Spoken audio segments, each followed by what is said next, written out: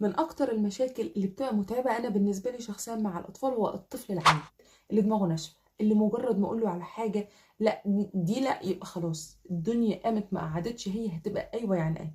الطفل العنيد لما بنيجي نتصرف معاه احنا ما بنحطش دماغنا قصاد دماغه كده.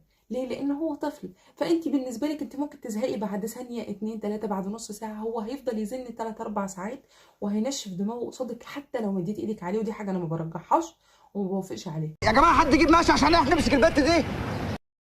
ان هو عنده قدره عاليه على كده. هتقولي لي ازاي؟ هقول لك هو الاطفال كده طاقتهم اكبر منك واعلى منك وعندهم باور عنك، خلاص يا واد ما تعيطش.